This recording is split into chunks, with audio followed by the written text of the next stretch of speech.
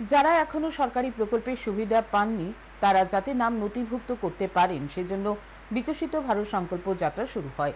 শুক্রবার ধলাই জেলা ভিত্তিক বিকশিত ভারত সংকল্প যাত্রা ও প্রতি ঘরে সুশাসন দুই মেলার উদ্বোধন করে বলেন মন্ত্রী সুধাংশু দাস।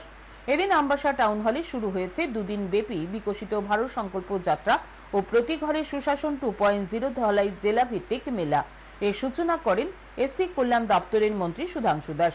বিভিন্ন দপ্তর থেকে খোলা স্টলগুলিও উদ্বোধন করেন মন্ত্রী সুধাংশু দাস। মন্ত্রী সুধাংশু দাস ছাড়াও এদিনের এই অনুষ্ঠানে উপস্থিত ছিলেন বিধায়ক শম্ভুলাল চাকমা, ধলাই জেলা পরিষদের ভারপ্রাপ্ত সভাধিপতি Anadi Sarkar, MDC Bhumikananda Reang, Ambassa BSC chairman Parimal Debbarma, Ambassa পুর পরিষদের ভারপ্রাপ্ত চেয়ারম্যান গোপাল সূত্রধর, ধলাই জেলার অতিরিক্ত জেলাশাসক ও সমা হোট্টা সহ অন্যান্যরা। জেলার বিভিন্ন জায়গা থেকে লোকজন আসেন পরিষেবা গ্রহণ করতে। যারা এখনো মোদি ফ্ল্যাগশিপ প্রোগ্রামের বিভিন্ন স্কিমের বেনিফিট পাননি, এই প্রকল্পের বা এই সংকল্প যাত্রার মূল লক্ষ্য হচ্ছে তারা যেন সেই ক্যাম্পে গিয়ে নাম নথিভুক্ত